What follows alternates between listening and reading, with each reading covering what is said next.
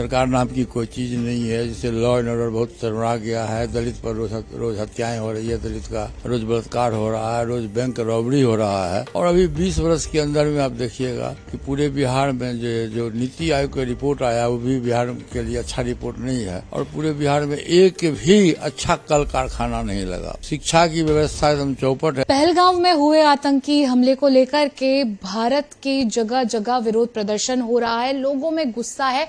तो वहीं कल प्रधानमंत्री नरेंद्र मोदी की अध्यक्षता में सीसीएस की बैठक 2.5 घंटे तक चली थी, जिसमें 5 कड़े फैसले पाकिस्तान के खिलाफ लिए गए। बातचीत करने के लिए हमारे साथ पशुपति पारस जी मौजूद हैं।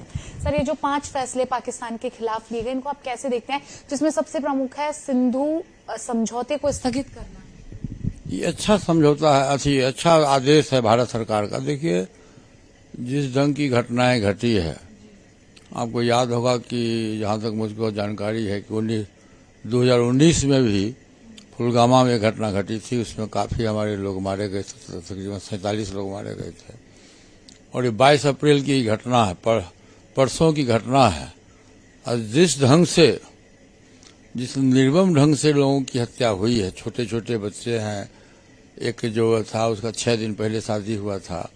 तो ये इस ढंग से आतंकवाद फैलाना पूरे देश में ये बहुत ही गलत है। और इसकी जितनी भी निंदा की जाए वो कम है।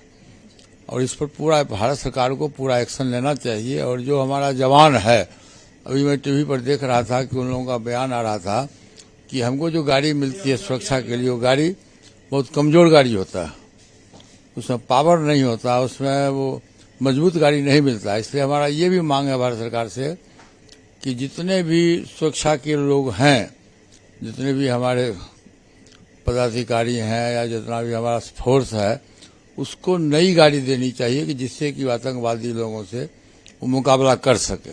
सर, आज शाम हाँ बोलिए। आज शाम को एक बैठक बुलाई गई है, राजनाथ सिंह उसकी अध्यक्षता करेंगे। सर्वदलीय ये बैठक है। ये अच्छी बात है, ये अच्छी शुरुआत है। और देखिए, देश के नाम पर, राष्ट्र के नाम पर तो सब लोग एक रहते हैं, कहीं दो राय उसमें नहीं है।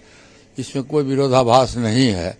जिस ढंग से हमला हुआ है, इसकी घोर निंदा होनी चाहिए। और दूसरी बात यह है कि हमारा ये डिमांड है भारत सरकार के माननीय गृह मंत्री से, माननीय प्रधानमंत्री जी से, कि जो भी जिसकी भी मृत्यु हुई है, मृतक जो है, मृतक के परिवार को कम से कम 1 करोड़ रुपया मुआवजा मिलना चाहिए। और साथ ही उस परिवार में जो पढ़े लिखे लोग हैं, जो आश्रित लोग हैं, बेटा हो, बेटी हो, पत्नी हो, क्वालिफिकेशन के आधार पर उनको भारत सरकार में एक नौकरी भी मिलना चाहिए।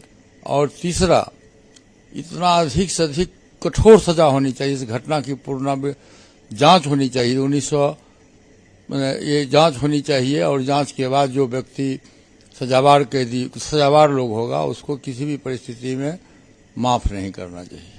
सर, आगामी समय में बिहार में विधानसभा चुनाव होने जा रहे हैं, उस चुनाव की क्या तैयारी? अब दूसरी बात, हाँ, वो चुनाव तो देखिए, चुनाव तो होते रहता है पूरे देश में। ऐसा कोई साल नहीं है, ऐसा कोई महीना नहीं है जिसमें कि चुनाव नहीं होता हो। और अभी संजोग से हमारा बिहार, हम लोग बिहार के रहने वाले हैं, और अभी बिहार में चुनाव का समय आ गया। अक्टूबर नवंबर में चुनाव होने वाला है। और बिहार की जो सरकार है, मुझको कहने में कहीं कोई आपत्ति नहीं है कि अभी हम लोगों ने अपनी पार्टी की ओर से चलो गांव की ओर हम लोगों ने नारा दिया था। और हम लोग गए भी, 22 जिला का भ्रमण किया। 22 जिला के भ्रमण के बाद जो गांव में देखे, खास करके जो हमारा वोट बैंक है, दलित है, पिछड़ा है, अति पिछड़ा है, आदिवासी है और अकलियत के लोग हैं, इन लोगों में देखे कि वर्तमान सरकार के प्रति काफी गुस्सा है।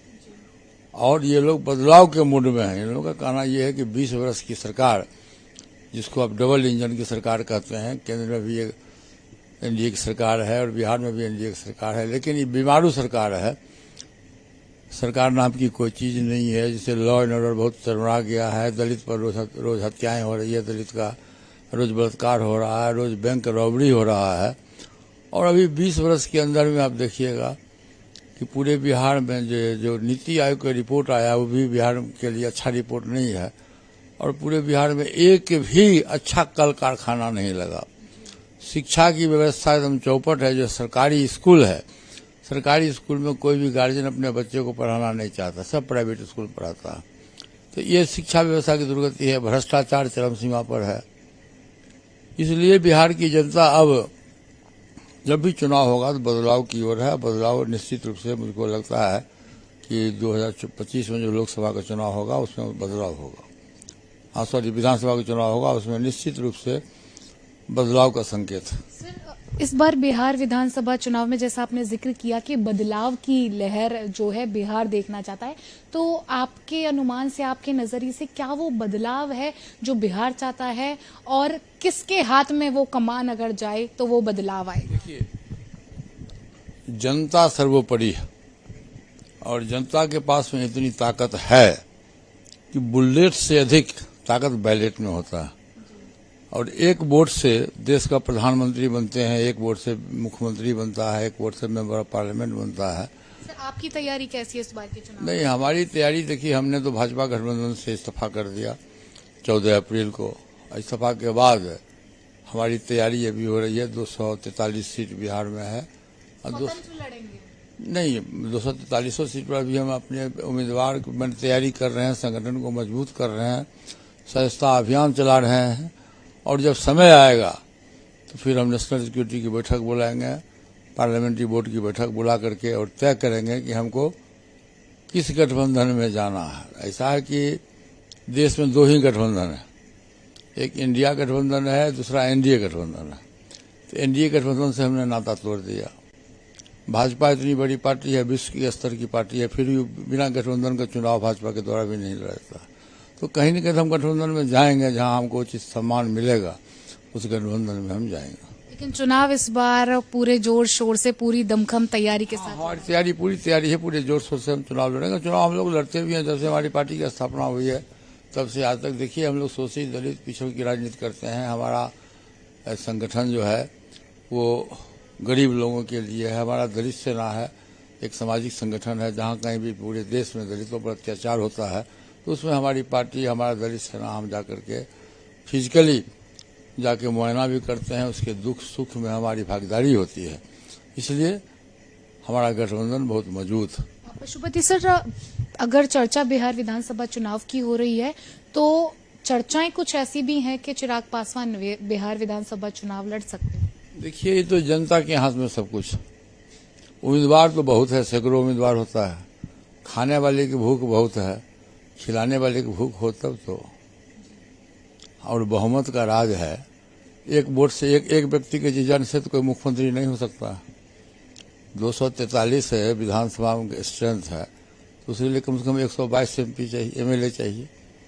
तो इतना तो आसान नहीं है। ये तो हमको लगता है कि मुंगेरी लाल का हसीन सपना है। जनता के हाथ में पावर है और अभी बिहार अभी उस स्थिति में नहीं है। बातचीत करने के लिए बहुत शुक्रिया। कैमरामैन दीपक रामपाल के साथ समीक्षा चौधरी, हिंदी खबर, दिल्ली।